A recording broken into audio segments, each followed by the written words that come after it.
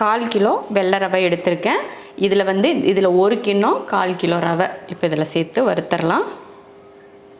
நல்லா அந்த ரவையோட மணம் வரும் பாருங்க, அந்த மாதிரி வறுத்து எடுத்துடணும். அந்த ரவையோட மணம் வர ஆரம்பித்ததுமே கொஞ்சமாக எண்ணெய் இல்லைன்னா நெய், உங்களுக்கு இதில் எது விருப்பமோ அதை சேர்த்துக்கோங்க. சும்மா ஒரு ஸ்பூன் அளவுக்கு சேர்த்துக்கிட்டு நல்லா வறுத்து விட்ருங்க. பாருங்கள், ரவை நல்ல கலர் மாதிரி வறுத்தாச்சு. இதை ஒரு பிளேட்டில் மாற்றி வச்சுருவோம். நல்ல மணமாகவும் இருக்கும், அதே சமயம் லைட்டாக அந்த கலர் அப்படியே கொஞ்சம் ப்ரௌனாக மாறும் பாருங்கள், அந்த மாதிரி வறுத்துடணும். அவ்வளோதான். இப்போ இதை மாற்றி வச்சிடலாம்.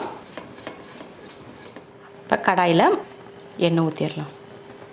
எப்பயுமே உப்புமாவை பொறுத்த வரைக்கும் கொஞ்சம் எண்ணெய் ஜாஸ்தியாக ஊற்றுனீங்கன்னா தான் நல்லாயிருக்கும். நீங்கள் எண்ணெய் கம்மியாக ஊற்றிட்டிங்கன்னா அதை சாப்பிட்றதுக்கே நமக்கு ஒரு மாதிரி என்னமோ முழுங்கவே முடியாத மாதிரி இருக்கும். அதனால் கொஞ்சம் எண்ணெய் கொஞ்சம் நல்லா ஊற்றிக்கோங்க. எண்ணெய் காஞ்சதுமே கடுகு உளுந்து, 1 ஸ்பூன் கடலைப்பருப்பு, கொஞ்சம் கலர் மாறட்டும், அதுக்கப்புறம் வெங்காயம் சேர்த்துக்கலாம். கலர் ரொம்ப அதிகமாகிற வரைக்கும் வெயிட் பண்ணக்கூடாது. கொஞ்சம் அந்த சூடு வந்ததுக்கப்புறம் தான் இந்த அளவுக்கு லைட்டாக பொன்னிறம் வந்த உடனே கருவேப்பிலை, ஒரு 3 பச்சை மிளகாய், 2 பெரிய வெங்காயம். வெங்காயத்தை இந்த அளவுக்கு வதக்கிக்கணும், ரொம்ப கருக விடாமல் நல்லா இந்த மாதிரி வெள்ளையாகவே வதக்கி எடுத்துக்கணும். இந்த டைமில் நம்ம வறுத்து வச்சுருக்க ரவையை சேர்த்துட்டு அதையும் கிளறிடலாம். இந்த மாதிரி நல்லா வறுத்து விட்டதுக்கப்புறமா தண்ணி சேர்த்துக்கலாம். நான் தண்ணி கொதிக்க வச்சுருக்கேன், அந்த தண்ணி தான் சேர்க்குறேன். 1 2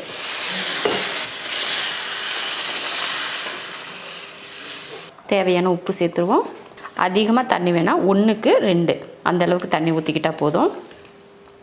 நல்லா இந்த தண்ணி இப்படி பார்த்திங்கன்னா இந்த மாதிரி முங்குற அளவுக்கு, இந்த மாதிரி தண்ணி வெளியில் தெரியாத அளவுக்கு வர வரைக்கும் ஹை ஃப்ளேமில் வச்சுட்டு இப்போ அடுப்பை சிம்மில் வச்சிடணும்.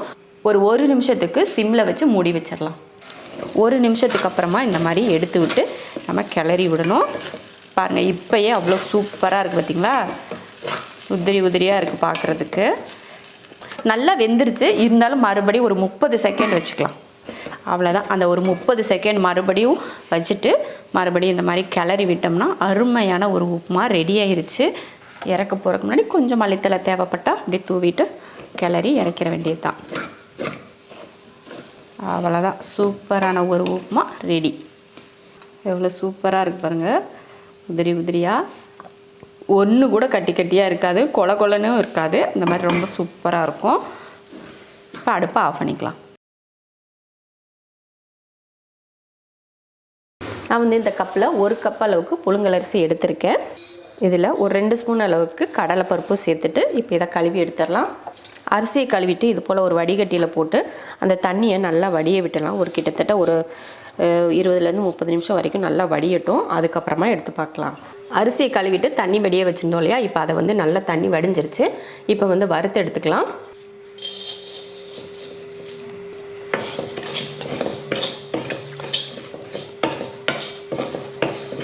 அரிசியும் பருப்பும் பார்த்திங்கன்னா நல்லா பொன்னிறமாக இந்த மாதிரி வறுத்தாச்சு. இப்போ இதை ஒரு பிளேட்டுக்கு மாற்றி ஆற வச்சு பவுடர் பண்ணிடலாம். வறுத்த அரிசியும் பருப்பும் நல்லா ஆறிடுச்சு. இது கூட ஒரு 1/2 ஸ்பூன் அளவுக்கு மிளகு, ஒரு 1/2 ஸ்பூன் அளவுக்கு சீரகம், கொஞ்சம் மிளகு சீரகம் போட்டாச்சு. இப்போ இதை கலந்துட்டு இப்போ இதை போட்டு கொரப்பாக அரைச்சி எடுத்துடலாம். சும்மா லைட்டாக பல்ஸ் பண்ணுங்கள் போதும். பார்த்திங்கன்னா நம்ம ரவை சைஸ்க்கு இது போல் அரைச்சாச்சு. நல்லா குருணையாக இருக்குது. ரொம்ப போட்டு அரைக்காமல் லைட்டாக பல்ஸ் பண்ணால் போதும். இப்போ தாளிச்சிடலாம். ஒரு குக்கர் வச்சுட்டு ஒரு குழிக்கரண்டி அளவுக்கு எண்ணெய் ஊற்றிக்கலாம். எண்ணெய் காஞ்சதுமே கொஞ்சம் கடுகு உளுந்து, 1 ஸ்பூன் கடலைப்பருப்பு, 1 பெரிய வெங்காயம், 2 பச்சை மிளகாய், கொஞ்சம் கருவேப்பிலை.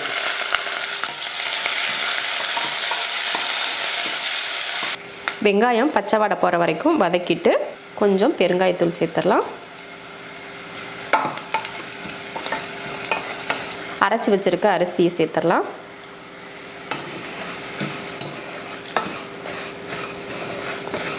அவ்வளோதான். இது மாதிரி நல்லா அந்த எண்ணெயிலேயே கொஞ்சம் நல்லா வறுத்து விட்டுட்டு இப்போ தண்ணி சேர்த்துடலாம். இதில் 1 கப் அரிசி எடுத்திருந்தேன், அதில் தான் இப்போ தண்ணி சேர்க்க போகிறோம்.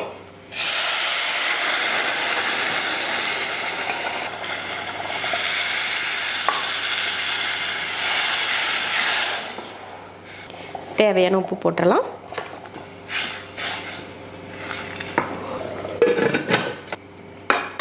ஒரு விசில் விட்டு ஆஃப் பண்ணிக்கலாம்.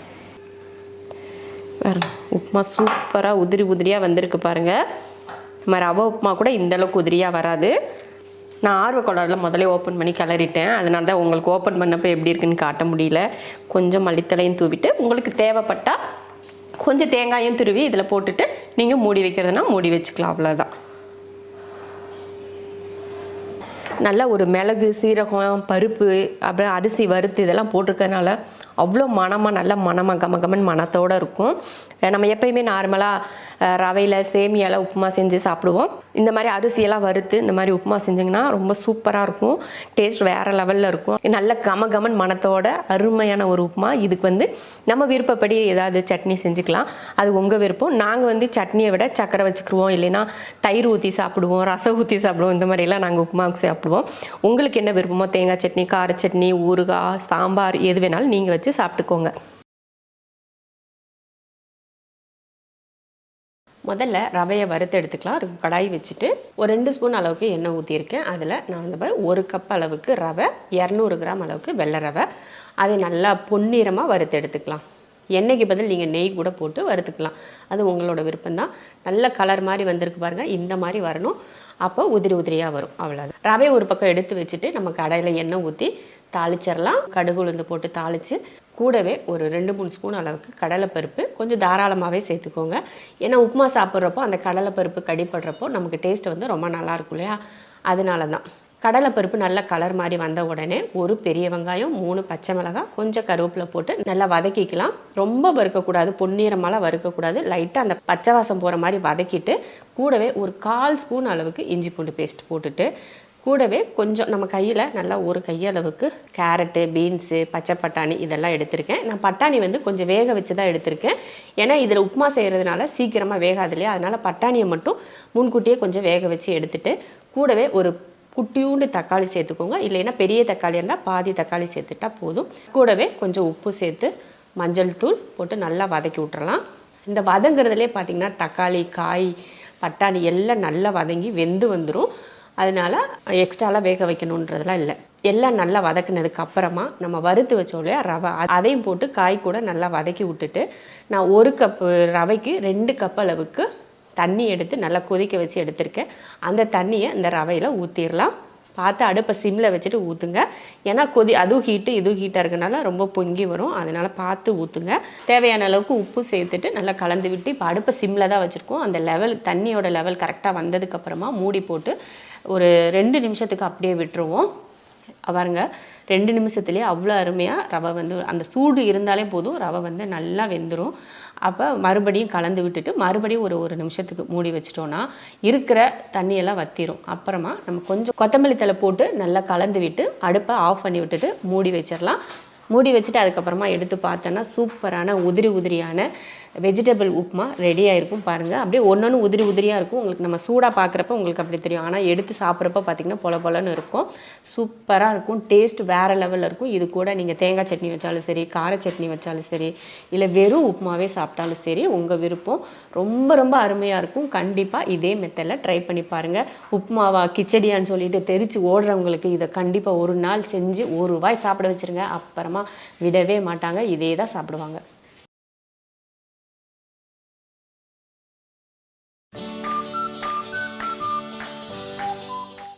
முதல்ல சேமியா பண்ணுறதுக்கு நல்லா தண்ணி நிறைய ஒரு பாத்திரம் ஃபுல்லாக கொதிக்க வச்சுக்கணும். இந்த தண்ணிக்கெல்லாம் அளவு கிடையாது.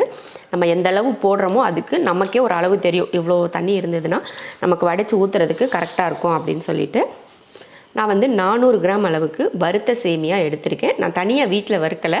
நம்ம கடையில் வாங்குறப்ப பார்த்திங்கன்னா வறுத்த சேமியா அப்படின்னு தான் இருக்கும். அந்த சேமியாவை நல்லா தண்ணி கொதிக்க வச்சுருக்கேன். அதனால் அந்த தண்ணியில் அப்படியே போட்டுருவோம். நல்லா தண்ணி கொதிக்க விட்டு போடுங்க. அப்போ தான் உங்களுக்கு 2 நிமிஷத்தில் இதாகும். வெறும் தண்ணி காயாத தண்ணியில் போட்டிங்கன்னா என்ன ஆகும்னா ஊறி போயிடும். அதனால் நல்லா கொதிக்க விட்டு அப்படியே சேர்த்துக்கோங்க. சேமியாவில் உப்பு இருக்காது, அதனால் நம்ம கொஞ்சம் உப்பு போட்டுக்கலாம். நீங்கள் அந்த சேமியாவை டேஸ்ட் பண்ணி பாருங்கள், உப்பு இருக்குதா இல்லையான்னு சொல்லிவிட்டு அதுக்கப்புறமா உப்பு சேர்த்துக்கோங்க. அதில் எனக்கு உப்பு இல்லை, அதனால் நான் கொஞ்சம் உப்பு சேர்த்துக்கிட்டேன். இது கூட ஒரு 2 ஸ்பூன் அளவுக்கு எண்ணெயும் ஊற்றிக்கலாம். அப்போ இந்த ஒன்றோட ஒன்று ஒட்டாமல் வரும் பார்த்திங்களா, அதுக்காக கொஞ்சம் எண்ணெயும் ஊற்றி அப்படியே இப்போ கலந்து விடலாம். கரெக்டாக ஒரு 2 நிமிஷம் வச்சுட்டு இருந்துட்டு கரெக்டாக ஒரு 2 நிமிஷம் நல்லா டைம் கூட வச்சுக்கோங்க, உங்களுக்கு ஒரு கணக்கு தெரியணும் இல்லையா, அதனால் கொஞ்சம் டைம் வச்சு ஒரு 2 நிமிஷத்துக்கு ஒரு லைட்டாக கொதிக்க விட்டு அப்படியே எடுத்து வடிகட்டிக்கலாம். நல்லா ஒரு 2 நிமிஷத்தில் நல்லா கொதிச்சு வெந்துருச்சு பாருங்கள். நல்லா எடுத்து பாருங்கள், சாஃப்டாக இருந்துச்சுன்னா இப்போ வந்து நம்ம வடிகட்டிடலாம். இப்போ இதை வடிகட்டிட்டு மறுபடியும் தண்ணி ஊற்றி ஒரு டைம் கழுவிட்டு அதுக்கப்புறம் தான் நம்ம சேமியா செய்யணும். இப்போ வடித்து எடுத்துகிட்டு வந்துடுறேன். பாருங்கள், சேமியா இந்த அளவுக்கு உதிரியாக இருக்குது பார்த்தீங்களா. கொஞ்சம் அந்த தண்ணி வந்து இன்னும் கொஞ்சம் வடியட்டும், அதுக்குள்ளேயும் நம்ம வறுவுக்கம் சட்னி அரைச்சிட்டு வந்துடலாம். மிக்ஸி ஜாரில் ஒரு அரை முடி தேங்காய் சேர்த்துக்கலாம். அது கூடவே 2 பச்சை மிளகாய், ஒரு 3 போல் சின்ன வெங்காயமும் ஒரு சின்ன துண்டு இஞ்சியும் சேர்த்துருக்கேன். அடுத்து நம்ம கையில் இந்த மாதிரி ஒரு கையளவுக்கு பொட்டுக்கடலை, கொஞ்சம் உப்பு அரைச்சிட்டு, உப்பு பத்தலைன்னா சேர்த்துக்கலாம். தண்ணி ஊற்றி அரைச்சிடலாம். தண்ணியெல்லாம் சேர்க்க தேவையில்லை, அப்படியே கெட்டியாகவே வச்சுக்கலாம். கொஞ்சம் கடுகு கருவேப்பிலை போட்டு தாளித்து ஊற்றிட்டோம்னா சட்னி ரெடி. கொஞ்சம் கருகி போச்சு, நீங்கள் கருக விடாமல் எடுத்துக்கோங்க. சட்னி வந்து ரெடி. இப்போ சேமியா தாளிச்சிடலாம். தாளிக்கிறதுக்கு எண்ணெய் ஊற்றிக்கலாம். எண்ணெய் காஞ்சதுமே பார்த்தீங்கன்னா ஒரு 2 ஸ்பூன் அளவுக்கு வேர்க்கடலையும் நல்லா ஒரு 2 ஸ்பூன் அளவுக்கு முந்திரி பருப்பும் முதல்ல வறுத்து எடுத்து வச்சுக்கலாம். நல்லா பொன்னிறமாக வறுத்துக்கலாம். அவ்வளோதான், எடுத்துருவோம். தனியாக வறுத்து எடுத்து வச்சாச்சு. கூட கடுகு உளுந்து சேர்த்துக்கலாம். பொரிஞ்சதுக்கப்புறமா ஒரு 2 ஸ்பூன் அளவுக்கு கடலைப்பருப்பு வந்து உங்களுக்கு விருப்பப்பட்டால் நல்லா தாராளமாகவே சேர்த்துக்கோங்க. நல்லா சேமியாவோ உப்புமாவோ இந்த மாதிரியெல்லாம் செய்கிறப்போ கடலைப்பருப்புலாம் இருந்ததுன்னா சாப்பிட்றதுக்கு செம்ம டேஸ்ட்டாக இருக்கும். அதனால் கொஞ்சம் கடலைப்பருப்பு வந்து வழக்கத்தை விட அதிகமாக சேர்த்துக்கோங்க. பாருங்கள், லைட்டாக கலர் மாற ஆரம்பிக்குது பார்த்திங்களா. அந்த டைம்லேயும் நம்ம வந்து வெங்காயம் இதெல்லாம் சேர்த்துக்கணும். இந்த பார்த்திங்கன்னா 2-3 பச்சை மிளகாய் எடுத்திருக்கேன், ஒரு வெங்காயம், கொஞ்சம் கருவேப்பிலை எடுத்திருக்கேன், அதையும் சேர்த்துடலாம்.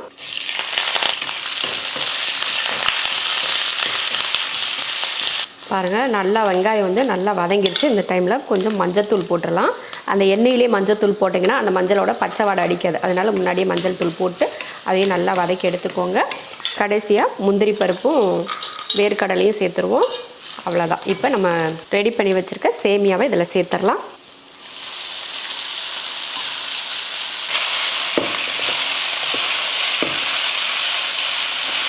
அவ்வளோதான். பாருங்கள், சூப்பராக நல்லா கலந்தாச்சு. கலந்ததுக்கப்புறமா ஒரு எடுத்து பார்த்தோன்னா அவ்வளோ உதிரியாக இருக்கும். பாருங்கள், அருமையாக இருக்குது. பாருங்கள், உதிரியாக இந்த மாதிரி செஞ்சிங்கன்னா சூப்பராக இருக்கும். ட்ரை பண்ணி பாருங்கள். இதில் உங்களுக்கு விருப்பப்பட்டால் நீங்கள் இதில் லெமன் கூட புழிஞ்சிக்கிட்டிங்கன்னு வச்சுக்கோங்களேன், நல்ல லெமன் இடியாப்பம் சாப்பிட்ட மாதிரி ஒரு ஃபீல் இருக்கும்.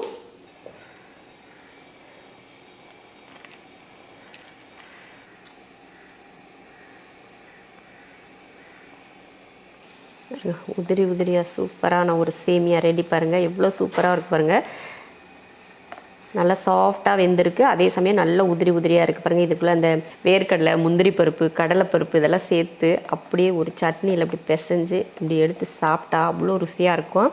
இதே போல் நீங்களும் பிரேக்ஃபாஸ்ட்டுக்கு ட்ரை பண்ணி பாருங்கள். ஸ்டவ் ஆன் பண்ணியாச்சு. ஒரு கடாய் வச்சு ரவையை நல்லா மணம் வர மாதிரி வறுத்து எடுத்துக்கலாம்.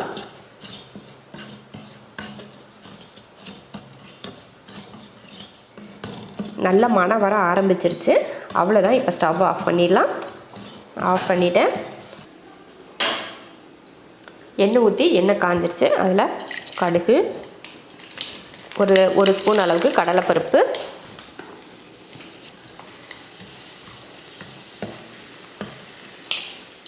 கடுகு பொரிஞ்சு கடலைப்பருப்பும் நல்லா பொன்னிறமாக வந்துருச்சு. இப்போ வெங்காயம் சேர்த்துக்கலாம். நான் வந்து 2 பெரிய வெங்காயத்தை நீல வாக்கில் கட் பண்ணியிருக்கேன், அதையே சேர்த்துக்கிறேன். பச்சை மிளகாய் வந்து 3 சேர்த்துருக்கேன். உங்கள் காரத்தை பொறுத்து மிளகாய் சேர்த்துக்கோங்க. கொஞ்சம் கருவேப்பிலை. இப்போ இதை நல்லா வதக்கி விட்டுறலாம். நல்லா கலர்லாம் மாறி வர தேவையில்லை, அந்த பச்சை மட்டும் மாறினா போதும்.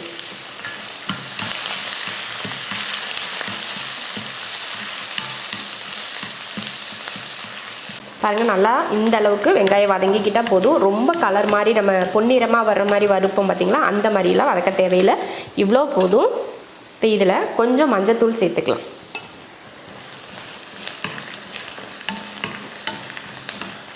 கோதுமை ரவை பார்த்திங்கன்னா கலர் வந்து ஒரு மாதிரி ஒரு டல்லாக இருக்கிற கலர் மாதிரி இருக்கும் இல்லையா, அதனால இந்த மாதிரி மஞ்சத்தூள் போட்டுட்டோம்னா அந்த கலர் வந்து மஞ்சளை தெரிகிறப்போ நமக்கு அதை சாப்பிட்றதுக்கு கொஞ்சம் நல்லா இருக்கிற மாதிரி தெரியும் அந்த கலருக்கு. இப்போ இதில் ரவை வறுத்தோலையே அதையும் சேர்த்துடலாம். அதையும் லைட்டாக வறுத்துருங்க. அடுப்பை சிம்மில் வச்சுக்குவோம். இப்போது அவ்வளோதான், வறுத்தாச்சு. இப்போது இந்த ரவை வந்து இதில் கரெக்டாக 1 கப்பு போட்டோம் இல்லையா, இப்போ தண்ணி அதில் சேர்த்துடலாம். 1 2 2 தண்ணி சேர்த்துட்டு தேவையான உப்பு சேர்த்துக்கலாம். நல்லா கொதித்து வேகட்டும். பாருங்கள், நல்லா தண்ணியெல்லாம் வற்றிடுச்சு பார்த்திங்களா. இந்த மாதிரி வற்றினதுக்கப்புறமா இதில் மல்லித்தலை தூவிடலாம். மல்லித்தலை தூவிட்டு ஒரு தடவை கிளறி விட்டுடலாம். இப்போ வந்து அடுப்பை நான் சிம்மில் தான் வச்சுருக்கேன். இதிலே நல்லா வெந்துருச்சு. இது மாதிரி உங்களுக்கு வேகாது அப்படின்னு ஒரு டவுட் இருந்துச்சுன்னா மறுபடியும் மூடி வச்சு ஒரு 2 நிமிஷத்துக்கு அடுப்பை சிம்மில் வச்சு வேக வச்சுக்கோங்க. நான் சிம்மில் தான் வச்சு வேக வச்சுருக்கேன். ஒரு 2 நிமிஷத்துக்கு இருக்கட்டும்.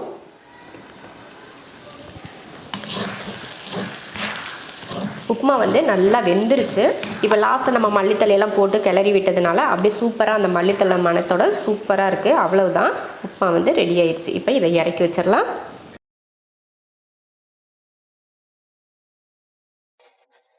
250 கிராம் ராகி மாவு, அதை ஒரு பவுலில் மாற்றிக்கலாம். தேவையான உப்பு போட்டு லைட்டாக கலந்து விட்டுறலாம். ராகி மாவு வந்து கடையில் வாங்கி அப்படியே தான் சேர்த்துருக்கேன், வறுக்கவுலாம் இல்லை, வறுக்காத மாவு தான். இதில் கொஞ்சம் கொஞ்சமாக தண்ணி விட்டு பிசைஞ்சிக்கலாம். புட்டு மாவு எப்படி பிசைவோமோ அது போல். நம்ம எப்பயுமே சொல்கிறது தான், ரொம்ப அழுத்தம் கொடுத்து பிசையக்கூடாது. லைட்டாக பிசைஞ்சு இப்படி மெதுவாக கை விரல் வச்சு மெதுவாக தான் பிசையணும். பாருங்கள், இந்த மாதிரி நம்ம வந்து புட்டுக்கு மாவு பிசைஞ்சாச்சு. பாருங்கள், இந்த மாதிரி இப்படி இறுக்கி பிடிச்சோம்னா இந்த மாதிரி பிடிக்கிறதுக்கு வரணும். அந்த மாதிரி ஈரப்பதமாக நம்ம புட்டுக்கு மாவு பிசைஞ்சுக்கணும். நல்லா அந்த உருண்டையாக இல்லாமல் இருக்கணும். அப்படின்னா நீங்கள் பெரிய ஜல்லடையெல்லாம் வச்சுருந்தீங்கன்னா அதை ஜலிச்சு நீங்கள் எடுத்துக்கிட்டிங்கன்னா போதும். ஆனாலும் அந்த புட்டுக்கு அந்த சின்ன சின்ன உருண்டைகள்லாம் இருந்தால் தான் புட்டு சாப்பிட்ற மாதிரி இருக்கும். அந்த சின்ன சின்ன உருண்டையெல்லாம் இல்லாமல் நம்ம எடுத்து புட்டு செஞ்சு சாப்பிட்டோம்னா என்னாகுன்னா வெறும் மாவை சாப்பிட்ற மாதிரி இருக்கும். அதனால் கொஞ்சம் அந்த உருண்டைகள்லாம் இருந்தால் ஒன்றும் பிரச்சனை இல்லை. அந்த உருண்டையில் ஈரப்பதம் இருக்கான்னு மட்டும் நீங்கள் பார்த்துட்டு அப்போ நீங்கள் அவிச்சு புட்டு வேக வைக்க ஆரம்பிச்சுக்கலாம்.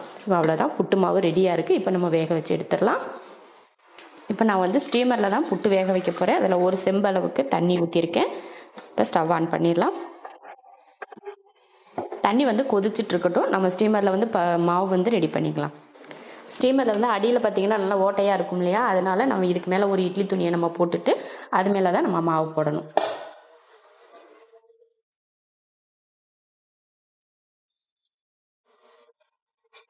தண்ணி பார்த்திங்கன்னா இப்போ கொதிக்க ஆரம்பிச்சிருச்சு. இப்போ நம்ம புட்டு எடுத்து வச்சிடலாம். வந்து நல்லா வேகட்டும். மூடி வச்சிடலாம். 8லேருந்து ஒரு 10 நிமிஷத்துக்கு வேக வச்சு எடுத்துக்கலாம். இப்போ பார்த்திங்கன்னா புட்டு வேக வச்சு நான் வந்து ஒரு 10 நிமிஷம் கிட்டேயே வேக வச்சுட்டேன். நல்லா புட்டு வேகிறப்போ இப்படி எடுத்து பார்த்திங்கன்னா இந்த மாதிரி உருண்டை போல் திரண்டு வரணும். அந்த மாதிரி இருந்தால் தான் புட்டு வந்து நல்லா வெந்திருக்குன்னு அர்த்தம். இப்போ எடுத்துடலாம். இப்போ இதை ஒரு பிளேட் எடுத்துடலாம். துணி மேலே இது போல் லைட்டாக தண்ணியை தெளிச்சிட்டிங்கன்னா புட்டு வந்து ஒட்டாமல் வரும். அவ்வளோதான், எடுத்துடலாம். புட்டு வந்து ரெடி ஆயிடுச்சு. இப்போ தாளிச்சிக்கலாம். தாளிக்கிறதுக்கு ஒரு கடாய் வச்சு ஸ்டவ் ஆன் பண்ணிவிட்டு எண்ணெய் ஊற்றிடலாம். எண்ணெய் நல்லா காஞ்சதுமே கொஞ்சம் கடுகு உளுந்து, கடலைப்பருப்பு 1 ஸ்பூன் அளவுக்கு. இந்த கடுகு பொரியலுக்குள்ளே கடலைப்பருப்பு சேர்த்து நல்லா பொன்னிறமாக வந்துடும். பாருங்கள், கடுகு பொரியவும் இந்த கடலைப்பருப்பு நல்லா பொன்னிறம் ஆகிறதுக்கும் டைம் கரெக்டாக இருக்குது. இப்போ இதில் 1 வெங்காயம் சேர்த்துடலாம். கொஞ்சம் கருவேப்பிலை, 2 பச்சை மிளகாய் சேர்த்துட்டு இதை கலந்து விட்டுருவோம்.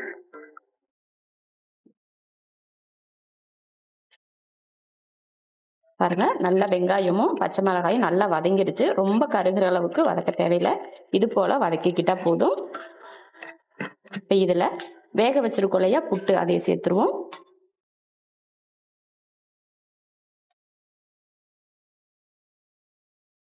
சேர்த்துட்டு இப்போ அடுப்பை சிம்மில் வச்சுட்டு இதை கலந்து விட்டுறேன்.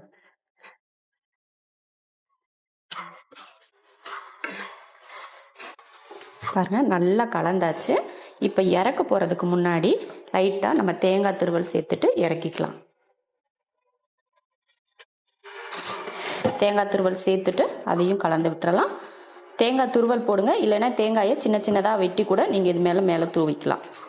அவ்வளோதான், ரொம்ப ருசியான ஒரு கார புட்டு பிரேக்ஃபாஸ்ட்டுக்கு நம்ம ரெடி பண்ணியாச்சு. இப்போ அடுப்பை ஆஃப் பண்ணிக்கலாம். ராகி மாவில் அருமையான ஒரு புட்டு செஞ்சுருக்கோம். அதுவும் காரமாக புட்டு செஞ்சுருக்கோம். எப்பயுமே நம்ம வந்து இனிப்பாக புட்டு செஞ்சு சாப்பிடுவோம் இல்லையா, ஆனால் இந்த மாதிரி கொஞ்சம் காரம், எல்லாருக்குமே இனிப்பு பிடிக்கும் அப்படின்னு சொல்ல முடியாது. அதனால இந்த மாதிரி காரமாகவும் புட்டு செஞ்சு சாப்பிட்டா ரொம்ப நல்லாயிருக்கும். இதே மெத்தடில் நீங்களும் ராகி மாவில் கார புட்டு செஞ்சு பாருங்கள், ரொம்ப ரொம்ப சூப்பராக இருக்கும். 200 கிராம் வெள்ளை ரவை வறுத்து எடுத்துக்கலாம். ரவை வந்து நல்லா கலர் மாதிரி பொன்னிறமாக வரணும். அந்த மாதிரி வறுத்தாதான் நம்ம உப்புமா வந்து உதிரி உதிரியாக வரும்.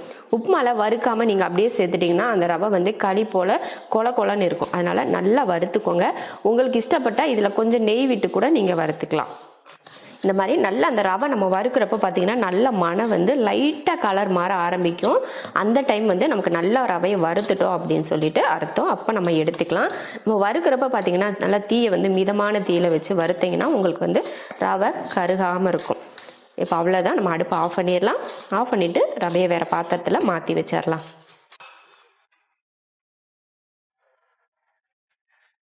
அடுத்து வந்து அதே கடாயில் எண்ணெய் ஊற்றிக்கலாம். எண்ணெய் நல்லா காஞ்சதுமே கொஞ்சம் கடுகுளுந்து, அடுத்து 1 ஸ்பூன் கடலைப்பருப்பு பொன்னிறமானதும் கொஞ்சமாக கருவேப்பிலை, கொஞ்சமாக இஞ்சி, அப்புறமா பச்சை மிளகாய் வந்து 3, 1 பெரிய வெங்காயம். இப்போ இதை நல்லா வதக்கிடலாம். வதக்கிறது பார்த்தீங்கன்னா ரொம்ப பொன்னிறமாக நம்ம வறுப்போம் பார்த்தீங்களா, குழம்புக்கெல்லாம் வறுப்போம் பார்த்தீங்களா, அந்த மாதிரியெல்லாம் வறுக்க தேவையில்லை. வெங்காயம் பச்சை மிளகாயோட இந்த பச்சை மணம் மாறினா போதும், அந்தளவுக்கு நம்ம வறுத்துட்டா போதும். வெங்காயம் பார்த்தீங்கன்னா நல்லா வதங்கிடுச்சு. வதங்கினதுக்கு அப்புறமா நம்ம ரவை எடுத்துருக்கோம் இல்லையா, அந்த கப்பில் 1/4 கப் அளவுக்கு தேங்காய் துருவல் போட்டு ரொம்ப நேரம் வதக்க தேவையில்லை. இந்த மாதிரி லைட்டாக ஒரே ஒரு கிளறிட்டு தண்ணி சேர்த்துடலாம். இந்த கப்பில் தான் நம்ம ரவை எடுத்தோம் இல்லையா, அதில் தான் தண்ணி 1, 2 கப் அளவுக்கு தண்ணி சேர்த்துருக்கேன். இப்போ தேவையான உப்பு சேர்த்துடலாம்.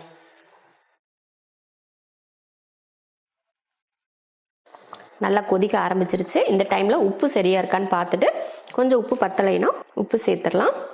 பத்தலைன்னா சேர்த்துக்கோங்க, அவ்வளோதான். இப்போ வந்து அடுப்பை வந்து சிம்மில் வச்சுட்டு கொஞ்சம் கொஞ்சமாக ரவையை போட்டு கிளறிக்கலாம். அடுப்பை வந்து சிம்மில் வச்சுக்கோங்க, அப்போ தான் உங்களுக்கு வந்து ஈஸியாக இருக்கும். நீங்கள் அடுப்பை வந்து ஹை ஃப்ளேமில் வச்சுட்டு போட்டிங்கன்னா சட்டுன்னு வந்து தண்ணி வற்றிடும். அதனால் கொஞ்சம் சிம்மில் வச்சுட்டு நீங்கள் கலக்குனிங்கன்னா உங்களுக்கு கலக்கிறதுக்கு ஈஸியாக இருக்கும். அந்த கட்டியாக வரும் பார்த்தீங்களா, அதெல்லாம் வராது. பாருங்கள், இப்போவே நம்ம சிம்மில் வச்சு கலந்தப்பவே தண்ணி வந்து நல்லா வற்றிடுச்சு. பார்த்திங்கன்னா நம்ம ஹை ஃப்ளேமில் வச்சுருந்தோம்னா நம்ம போடுறப்பயே சுத்தமாக தண்ணி இல்லாமல் போயிடும்.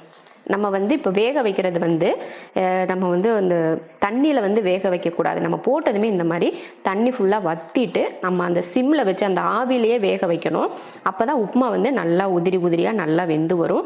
நீங்கள் தண்ணியிலேயே வேக வச்சிட்டிங்கன்னா அது கூழ் மாதிரி ஆயிரும். இப்போ நல்லா கலந்தாச்சு.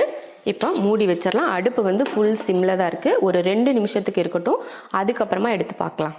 இப்போ 2 நிமிஷம் ஆயிடுச்சு. மறுபடியும் எடுத்து கிளறி விட்டுறலாம்.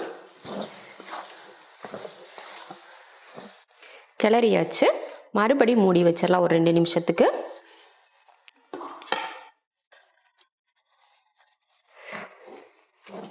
அவ்வளோதான், சூப்பரான ஒரு உப்புமா அடுத்து 2 நிமிஷத்தில் ரெடி ஆகிடுச்சு பாருங்கள். இந்த மாதிரி சிம்மில் வச்சு வேக வச்சிட்டோம்னா ரவை வந்து அருமையாக வெந்துடும். நல்லா வெந்துருச்சு, நல்லா உதிரியாக இருக்குது பார்க்குறதுக்கே. கட்டியாக ஒன்றும் கூட இல்லை, ஆனால் உதிரியாக இருக்குது பார்த்தீங்களா, நல்லாயிருக்கும். இந்த மாதிரி தேங்காய், அதுவும் நம்ம இதில் தேங்காய் போட்டிருக்கோம் பார்த்தீங்களா, அதை விட டேஸ்ட் அற்புதமாக இருக்கும். நீங்கள் துருவி போடுறதுக்கு பதில் சின்னதாக வெட்டி நீங்கள் போட்டிங்கன்னா கூட ரொம்ப நல்லாயிருக்கும். இறக்க போகிறதுக்கு முன்னாடி கொஞ்சமாக மல்லித்தலை தூவிட்டு நம்ம இறக்கிடலாம். சூப்பரான ஒரு உப்புமா ரெடி. இப்போ அடுப்பை ஆஃப் பண்ணிக்கலாம். இந்த மாதிரி உப்புமா செஞ்சு கொடுத்து பாருங்கள், வீட்டில் யாருமே வேணான்னு சொல்ல மாட்டாங்க, அவ்வளோ இஷ்டப்பட்டு சாப்பிடுவாங்க. இதே போல் உப்புமா நீங்களும் செஞ்சு பார்த்துட்டு எப்படி இருக்குன்னு சொல்லிட்டு கமெண்ட்டில் சொல்லுங்கள். பிடிச்சிருந்தா லைக் பண்ணிவிட்டு ஷேர் பண்ணிவிட்டு நம்ம செரின்ஸ் கிச்சன் சேனலை சப்ஸ்கிரைப் பண்ணி பக்கத்தில் இருக்க பெல் ஐக்கானை கிளிக் பண்ணி வச்சுக்கோங்க.